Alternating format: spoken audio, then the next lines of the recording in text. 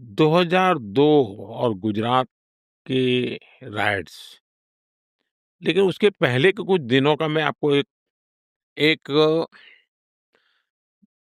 12-15 महीने का एक चित्र आपके सामने पेश करना चाहूँगा, ताकि एक आपको अंदाज़ आ जाए कि क्या स्थिति थी।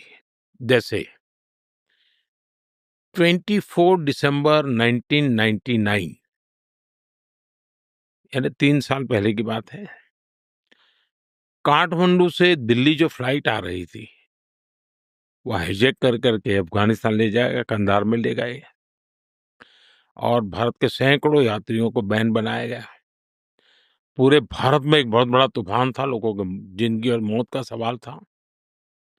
अब 2000 के अंदर हमारे यहाँ लाल किले में आतंकी हमला हुआ दिल्ली में।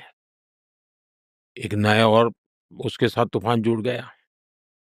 11 सितंबर 2001 अमेरिका में ट्विन टावर पर बहुत बड़ा आतंकी हमला हुआ।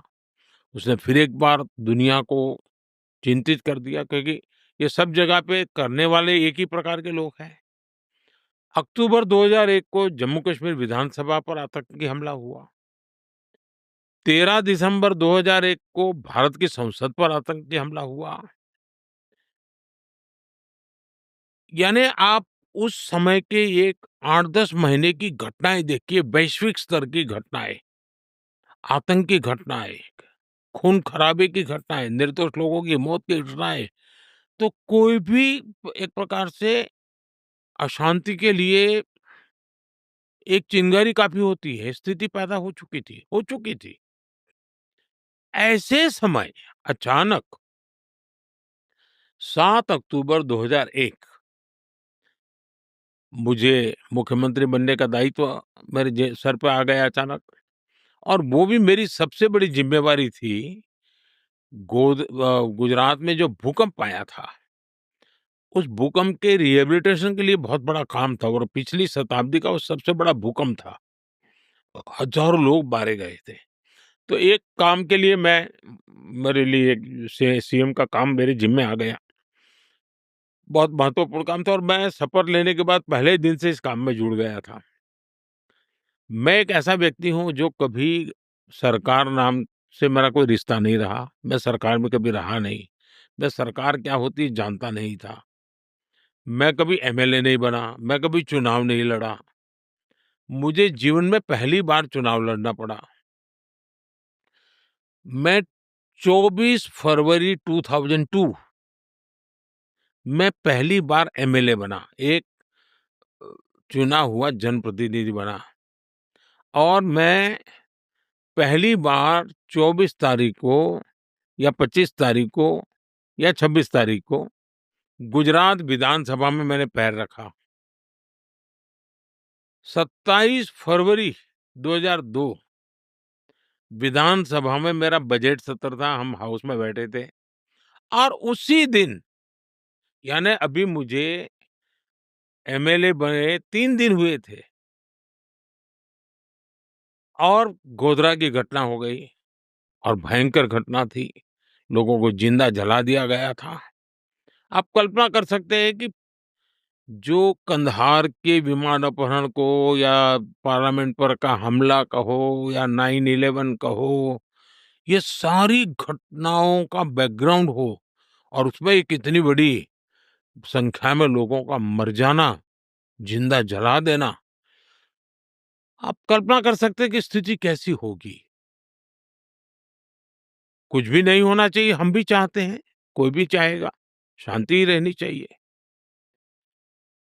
दूसरा जो कहते हैं ये बहुत बड़े रायट वगैरह, ये तो ये भ्रम फैलाया गया है। अगर 2002 के पहले का डेटा देखें, तो पता चलता है कि गुजरात में कितने दंगे होते थे। हमेशा कहीं न कहीं कर्फ्यू लगा रहता था। पतंग के अंदर कम्युनल वायलेंस हो जाए, साइकिल टकरा जाने पर कम्युनल वायलेंस हो जाए।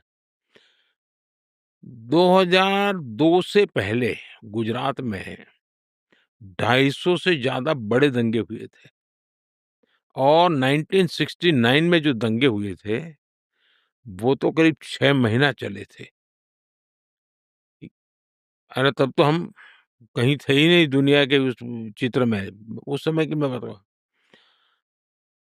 और इतनी बड़ी घटना एक ऐसा स्पार्किंग पॉइंट बन गया कि कुछ लोगों की हिंसा हो गई, लेकिन न्यायालय ने उसको बहुत डिटेल में देखा है, लंबे अरसे। और उस समय हमारे जो विरोध के लोग हैं वो सरकार में थे और वो तो चाहते थे कि हम पर जितने आरोप लगे थे हमको सजा हो जाए।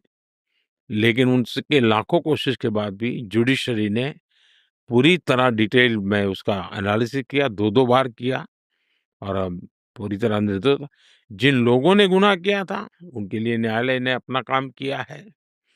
लेकिन सबसे बड़ी बात है, जिस गुजरात में साल में कहीं-कहीं दंगे हुआ करते थे, 2002 के बाद आज 2025 है, गुजरात में 20-22 साल में कोई बड़ा दंगा नहीं हुआ, पूरी तरह शांति है। और हमारी कोशिश ये रही है कि हम वोट बैंक की राजनीति नहीं करते। हम सबका साथ, सबका विकास, सबका विश्वास, सबका प्रयास, इसी मंत्र को लेकर के चलते हैं। पॉलिटिक्स ऑफ अपीसमेंट से हमने पॉलिटिक्स ऑफ एस्पिरेशन की तरफ गए हैं और उसके कारण जिसको भी कुछ करना है, वो हमारे साथ जुड़ जाते हैं और एक अच्छी तरह गुजरात विकसित राज्य बने, उस दिशा में हमने लगातार प्रयास करते रहे हैं। अब विकसित भारत के लिए काम कर रहे हैं, उसमें भी गुजरात अपनी भूमिका अदा कर रहा है।